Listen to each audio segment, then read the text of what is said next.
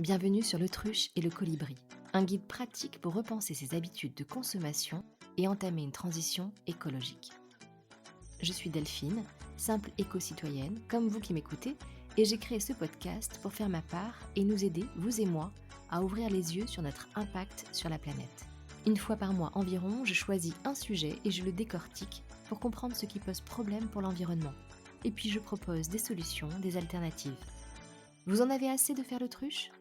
Vous voulez passer à l'action concrètement ? Eh bien vous êtes au bon endroit. Si vous souhaitez aider cette initiative, likez, notez, commentez le podcast sur votre plateforme d'écoute préférée. Cela permettra à d'autres de le découvrir. Alors, prêt à ouvrir les yeux ? C'est parti ! Le Festival de Cannes a déroulé son tapis rouge, l'occasion de refaire un point sur l'industrie du cinéma.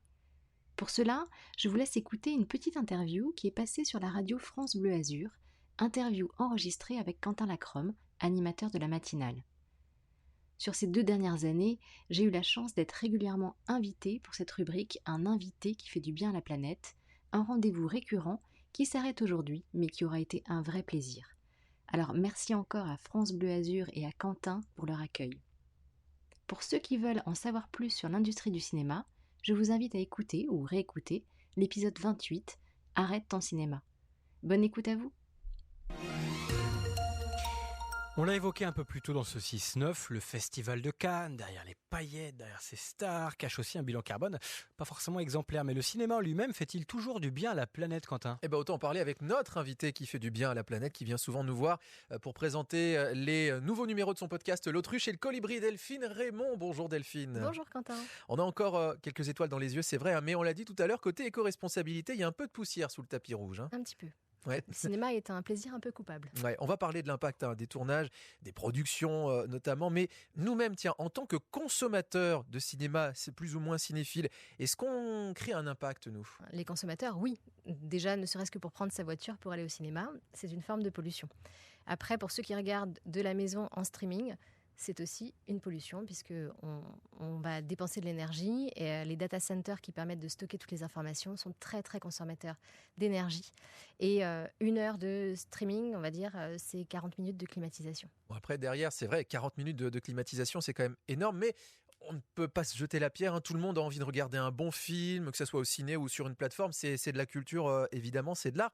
Alors, si on se tourne vers ceux qui font le cinéma, les productions, les distributions, les moyens techniques notamment, l'impact, là, lui, est beaucoup plus fort. Oui, on va regarder en fait tout ce qui est lié à la production du film en lui-même, le déplacement des acteurs, si on va tourner aux 4 coins du monde, les lumières sur le tournage, les groupes électrogènes qui sont énergivores, la construction de décors qui est souvent à usage unique et qu'on va détruire après. Et puis sur certains blockbusters, on va avoir des effets spéciaux qui peuvent aussi détruire l'environnement. Et oui, ça va dépendre des exigences liées au scénario, au caprice, j'imagine, des stars. Tiens, si on prend un exemple concret, un réalisateur, James Cameron, lui, c'est Terminator, c'est Alien, c'est Avatar, mais c'est évidemment Titanic. On connaît tous le film et DiCaprio, il s'est pas noyé dans une petite bassine. Non, et en fait, on a construit pour les besoins du film un aquarium de 65 millions de litres d'eau qui, bien sûr, ensuite a été détruit. Donc l'histoire ne dit pas où est passée l'eau, est-ce qu'elle a été réutilisée ou pas, mais bon. Donc ça, c'est assez énorme. Et puis, on en a plein des exemples de films comme ça où on va construire donc du coup un bâtiment, par exemple, le dernier James Bond, Mourir peut attendre, qui allait nécessiter la construction de bâtiments donc en Norvège, je crois, et où on les a fait exploser en fait dans des zones qui étaient ultra protégées, ultra boisées. Ouais, donc forcément, ça a des dégâts. Ouais, et puis ça nous alerte aussi. Tiens, il y a un autre exemple, James Bond et ses fameuses voitures. Il va pas les chercher à la casse, lui. Pour les voitures neuves, en fait, on estime à 35 millions de dollars à chaque fois, à chaque film, la destruction de voitures neuves. Donc ça fait un peu mal, parce qu'elles sont vraiment neuves, c'est pas des voitures réutilisées. Ah oui, et puis on le voit bien qu'elles sont neuves. Alors, en fait, est-ce que c'est possible, Delphine, de réaliser un film tout en étant éco-responsable ? Oui, alors il y a une prise de conscience qui est en cours, et puis notamment au niveau des blockbusters, où il y a vraiment des efforts qui sont faits. En France, on va être obligé, donc pour demander des aides de financement, de montrer finalement le bilan carbone prévisionnel. Donc ça, c'est une bonne chose. Et puis, il y a des aspects sur lesquels on peut agir au niveau de la lumière, justement, avec des LED sur le tournage, limiter le nombre de sites sur lesquels on va pouvoir filmer pour les différents éléments du film, et puis utiliser des décors réutilisables, par exemple. Aussi. Oui, il y a de la seconde main qui se fait aussi au niveau des costumes, tissus, accessoires, etc. On en parle dans votre numéro de l'Autruche et le Colibri qui s'appelle Arrête ton cinéma. Allez le réécouter sur toutes les plateformes, c'est gratuit en plus. En tout cas, merci Delphine Raymond d'être venue nous voir à nouveau. Merci Quentin.